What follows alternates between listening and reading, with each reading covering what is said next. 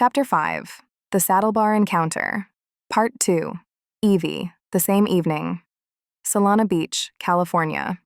The saddlebar hums with energy that crawls under your skin the moment you cross the threshold. Warm, amber light washes over worn wood that holds decades of spilled drinks and whispered secrets. It's Wednesday karaoke, the corner stage is crowded, mic squeals, song slips taped to the wall, strangers belting anthems like they mean them. Conversations murmur low, spiking into bursts of laughter, the air thick with beer foam and tequila lime. It's a place designed for escape, where strangers turn into confidants, where bad decisions feel inevitable, and responsibility waits outside until last call. I couldn't care less about the curated vibe or the dim lighting. I'm here because Scarlett bullied me into it, because my own thoughts have been chewing holes through my sanity, because, just for one night, I want to feel something other than unemployed.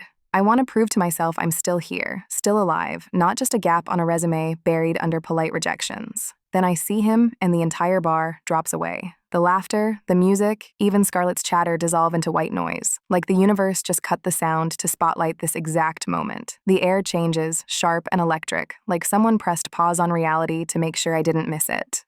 My gaze locks on a man across the room, and my body reacts before my brain. He looks less like a stranger and more like something carefully engineered in a lab to obliterate coherent thought. His eyes are the first thing, glacial blue, sharp enough to slice through every wall I've built. They don't just look at me, they map me, drag the hidden parts of me into the light without permission. Dark hair falls carelessly over his forehead, not styled but maddeningly perfect, an effortless mess that would take anyone else 30 minutes and 3 products. His skin carries that warm olive undertone that whispers of Mediterranean summers and unfairly good genetics. And then there's his size. Easily 6'2", built in a way that makes every square foot of the room bend subtly around him. He doesn't just stand there, he occupies.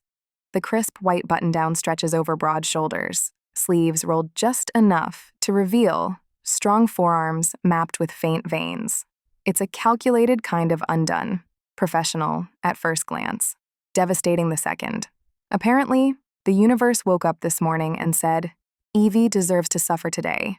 Because my body reacts before my brain can send the standard defensive memo. His presence hits me like static, sharp, invisible, unavoidable, snapping down my spine before I even register what's happening.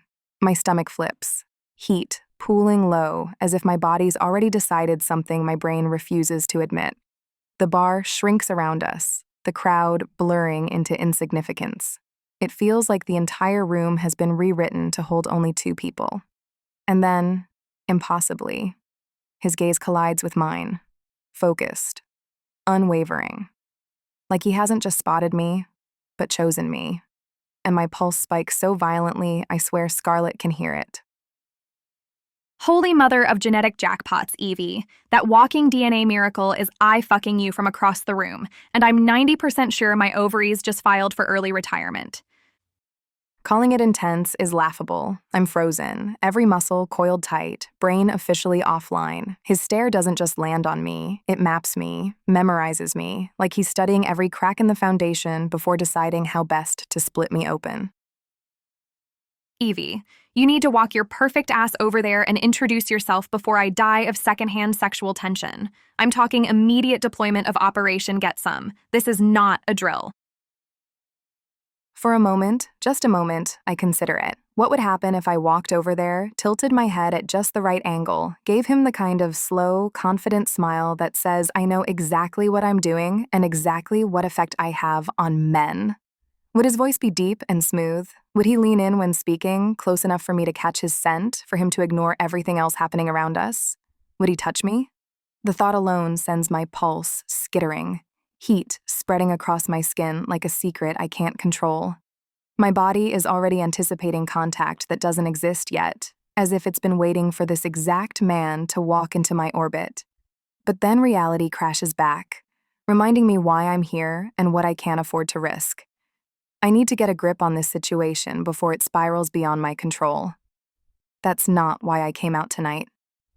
I drag my eyes away, the effort like prying metal from a magnet, and mutter, not happening. Fine. But I'm filing a formal complaint with the universe about this unforgivable waste of sexual chemistry. Evie, this is like watching someone burn a winning lottery ticket because they're afraid of wealth. Do you understand? You're committing a crime against humanity. We settle at a back table where the music doesn't quite drown out conversation. Those blue eyes might still be watching, and the possibility makes my skin feel electric. Then someone steps beside our table, and I glance up to see a familiar face that immediately shifts my emotional landscape. Eric Liang, his expression cycling through surprise and recognition as he processes seeing me here. Evie? Relief washes over me, followed by something softer, nostalgia for a time when work felt like possibility instead of rejection. Eric was one of the lead researchers at my last job, one of the few people who never treated me like I wasn't smart enough or experienced enough to belong in the same room. He left after a year, which turned out to be the smartest career decision anyone made at that company. Eric, what are you doing in San Diego? Running the CRISPR lab at Onyx Helix. How's biotech treating you? I sigh, feeling the weight of months of rejection. It's not. I left the company abruptly. I had to get away from Chad. In hindsight, I hate how I handled it. Nuked my references, and every recruiter reads it as a red flag. Lesson learned, I'm never mixing work and relationships again. That bastard. I knew Chad was a snake when I worked with him. For a moment, it feels incredible to be understood. To have someone hear my story and actually believe it instead of assuming I must have done something to deserve professional exile. Still looking? Obviously, though I'm starting to think I might need to change industries entirely. Then he offers something I wasn't expecting, something that would change everything.